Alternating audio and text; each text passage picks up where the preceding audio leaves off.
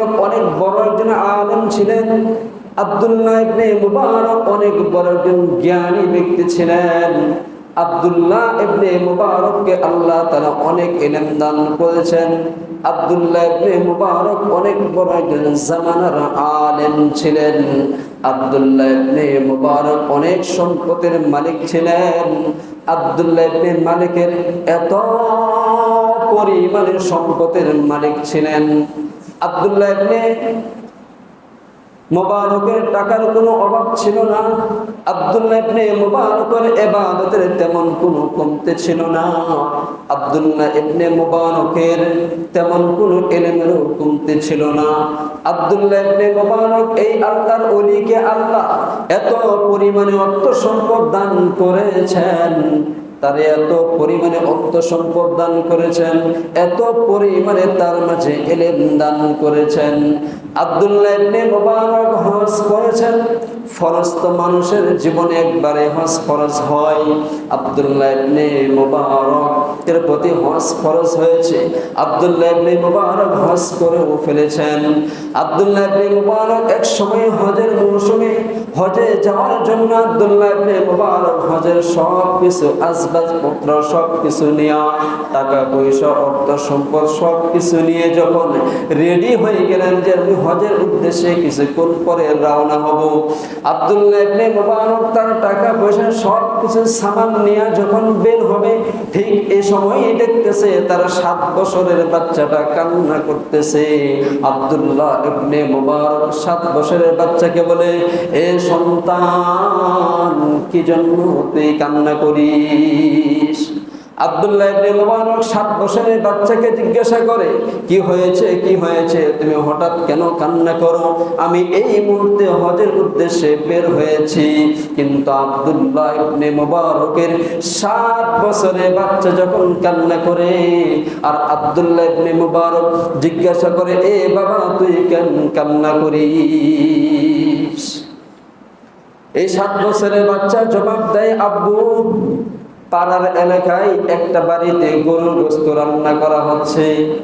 আমি ওই এলাকায় গেলাম, আর ওই বাসায় দেখি গরুর গোশত রান্না করা হয়।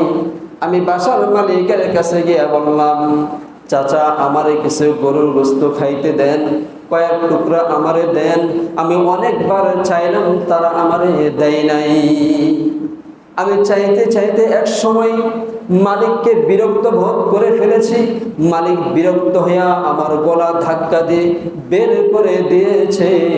ও আব্বু, তুমি হজে চলে যাচ্ছ আর আমি গরুর গোশত খাইতে চাইলাম, অথচ পাড়ার লোকেরা ওই মালিক আমার এই গরুর গোশত খেতে দেয় নাই, বরং আমার গলা ধাক্কা দিয়ে বের করে দিয়েছে।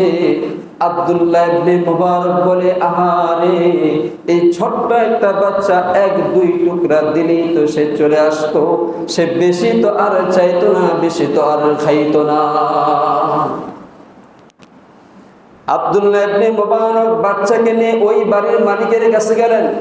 গেটের মধ্যে নক করে বলতেছে, কে আছেন ভাই, একটু দরজাটা খুলেন। মালিক যখন ঘর থেকে বের হয়ে আসে, দেখতেছে কি ব্যাপার, আব্দুল্লাহ ইবনে মুবারক আমার বাড়ির সামনে হাজির। মালিক বলতেছে, হুজুর, কিভাবে আপনার সেবা করব, কিভাবে আপনার খেদমত করব? কারণ ওই এলাকার মানুষ এবং ওই মহল্লার মানুষ, ওই জামানার মানুষ সবাই আব্দুল্লাহ ইবনে মুবারককে চিনতেন অনেক বড় আলেম হিসাবে, অনেক বড় অর্থশীল ব্যক্তি হিসাবে, অনেক বড় ধনাঢ্য ব্যক্তি হিসাবে, অনেক বড় বুজুর্গ হিসাবে, অনেক বড় আল্লাহর ওলি, জামানার একজন কুতুব হিসাবে সবাই তারে চিনতেন। মালিক দেখে বলতেছে, হুজুর, কিভাবে আপনাকে সম্মান করব, কিভাবে আপনার সেবা করব? আব্দুল্লাহ ইবনে মুবারক বলেন, ভাইজান, আমার সেবা করা দরকার নাই, আমাকে সম্মান ওইভাবে করা দরকার নাই। এই যে ছোট্ট একটা বাচ্চা, এটারে তুমি চিনোনি? বলে, হ্যাঁ চিনি। বলে, কি এটা?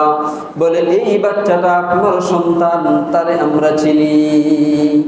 তারে আপনার সন্তান বলে চিনি, যেটা আব্দুল্লাহ ইবনে মুবারকের ছেলে। তো আমার এই ছেলেটা আপনার বাসায় কিছুক্ষণ আগে এসেছিল? বলে হ্যাঁ এসেছিল। তোমার বাসায় গরুর গোশত রান্না করা হচ্ছে, বাচ্চাটা খাইতে চাইছিল? বলে হ্যাঁ খাইতে চাইছিল। বলে দাও নাই কেন? বাচ্চাকে কয়েক টুকরা দিলেই তো সে চলে যেত, কিন্তু এই বাচ্চাটা অনেকবার চাইছে, তারপরও তুমি দাও নাই। এক পর্যায়ে বাচ্চাটাকে গলা ধাক্কা দিয়ে বের করে দিয়েছ। আব্দুল্লাহ ইবনে মুবারকের কথা শুনে বলতেছে, হুজুর যা বলেছেন সবগুলোই সত্য, ওটা আপনার ছেলে, সেটাও আমি চিনি। বাচ্চাকে গলা ধাক্কা দিয়ে বের করেছে এটাও আমি জানি। কেন গলা ধাক্কা দিয়ে বের করেছে জানেননি?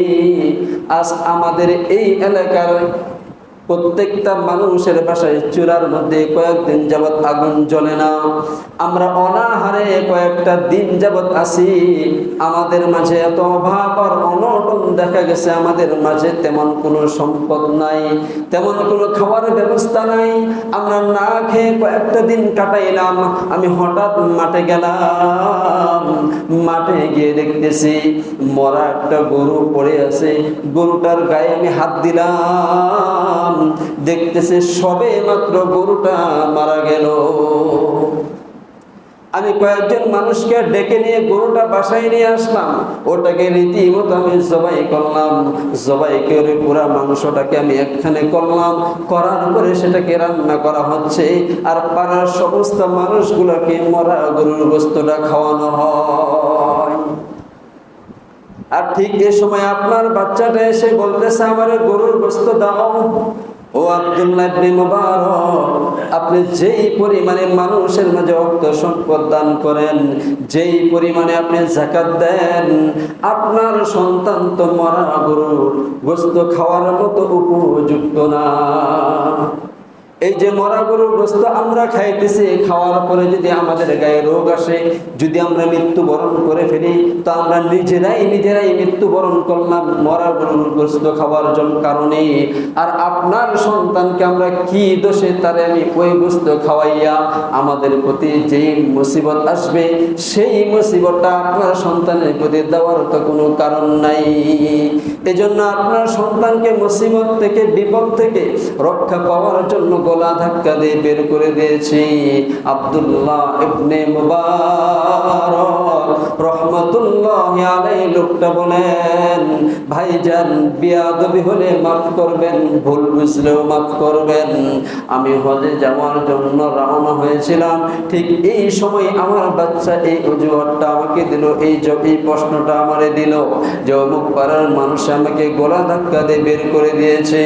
আব্দুল্লাহ ইবনে মুবারক তার সন্তানকে হাতে ধরে বাসার দিকে রওনা হওয়ার পরে আব্দুল্লাহ ইবনে মুবারক যে সকল টাকা পয়সাগুলো, যতগুলো টাকা সম্পদ তিনি হজে যাওয়ার জন্য নিয়েছিল, সমস্ত টাকাগুলি সম্পদটা নিয়ে তার কাছে খাবার দাবার যা আছে সমস্ত খাবারগুলি নিয়ে আব্দুল্লাহ ইবনে মুবারক ওই এলাকার মধ্যে গিয়া ওই লোকটারে ডাক দিয়ে বলে, ভাইজান এই যে হজে যাওয়ার জন্য টাকাগুলো নিয়েছিলাম, এই যে খাবারগুলো নিয়েছিলাম, এই টাকা এই খাবারগুলো আপনাদের মাঝে আমি বন্টন করে দিলাম, আপনারা সবাই এগুলো নিয়ে নেন। আমি আব্দুল্লাহ ইবনে মুবারক অনেক বড় ধনাঢ্য ব্যক্তি, আমার টাকার কোনো অভাব নাই, আমার সম্পদের কোনো অভাব নাই, অথচ আমার পাশের এলাকার মানুষগুলো না খেয়ে মারা যাবে, আর আমি আব্দুল্লাহ ইবনে মুবারক মানুষগুলো না খেয়ে মারা যাবে, আর আমি লক্ষ লক্ষ টাকা খরচ করে হজে গিয়ে আল্লাহকে তালাশ করব, কোনদিন আমি ওই আল্লাহকে পাবো না। আল্লাহ রাসূল বলেন, তোমার বাড়ির পাশের লোক না খেয়ে মারা যায় আর তুমি হজে গিয়ে আল্লাহরে তালাশ করো, আল্লাহ বলে ওই গোলামরে কোনদিন আমি ধরা দিব না। আব্দুল্লাহ ইবনে মুবারক বলে, ভাইজান আমার প্রতি হজ ফরজ হয়েছিল, আমি সেই ফরজ হজ আদায় করেছি, আমি নফল হজের জন্য রওনা হয়েছিলাম, আমি আর নফল হজে গেলাম না, টাকাগুলো তোমারে দিয়ে দিলাম। ওইদিকে আব্দুল্লাহ ইবনে মুবারকের বন্ধু তারে বারবার খবর নেই যে আব্দুল্লাহ ইবনে মুবারক কি রওনা হলো কিনা। আব্দুল্লাহ ইবনে মুবারক ওই বছরে আর হজ করেন নাই, হজে আর যান নাই। আব্দুল্লাহ ইবনে মুবারক যখন হজে যায় নাই, আব্দুল্লাহ ইবনে মুবারক হজে না যাওয়ার কারণে তার দানগুলো যে সাধারণ অনাথ-অনাথনীর মাঝে এবং অসহায় মানুষের মাঝে, মিসকিনের মাঝে, ক্ষুধার্ত ব্যক্তির মাঝে তার সমস্ত সম্পদগুলো দান করে দিয়েছেন। আল্লাহ এত পরিমাণে খুশি হয়েছে এবং আল্লাহ তার দানটাকে এত পরিমাণে কবুল করেছে। আল্লাহ জান্নাত থেকে একজন ফেরেশতাকে আব্দুল্লাহ ইবনে মুবারকের মতো হুবহু চেহারা দান করে বলে, এই শোন ফেরেশতা, আব্দুল্লাহ ইবনে মুবারক ওই অনাহার মানুষগুলোকে খানা খাওয়াইছে, তার টাকা পয়সা সবগুলো হজের সব দান করে দিয়েছে। সুতরাং আব্দুল্লাহ ইবনে মুবারককে আমাকে কবুলিয়াত হজের সওয়াব দেওয়া লাগবে। সুবহানাল্লাহ। আব্দুল্লাহ ইবনে মুবারককে কবুলিয়াত হজের সওয়াব দেওয়া লাগবে। জান্নাত থেকে একজন ফেরেশতা আব্দুল্লাহ ইবনে মুবারকের মতো চেহারা লয়া যখন হজ আদায় করতেছে, আব্দুল্লাহ ইবনে মুবারকের বন্ধু দূর থেকে দেখতেছে যে আব্দুল্লাহ ইবনে মুবারক তাওয়াফ করতেছে। আব্দুল্লাহ ইবনে মুবারক সওয়াবের যতগুলো আহকাম বিধিবিধান হজের আছে সবগুলো আদায় করতেছে। আব্দুল্লাহ ইবনে মুবারকের যখন হজ শেষ হয়ে গেল, অনেক দিন পরে বন্ধুকে গিয়ে বলতেছে, কি ব্যাপার আব্দুল্লাহ ইবনে মুবারক, হজের ময়দানে তোমারে দেখলাম, ওইখানে দেখি তুমি আমার সামনে গিয়ে তাওয়াফ করতেছো।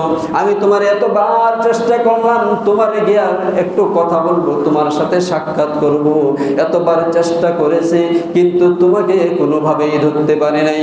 আব্দুল্লাহ ইবনে মুবারক বলে, ভাইজান আমি তো এই বছর হজ করি নাই, আমি এই বছর হজে যাই নাই।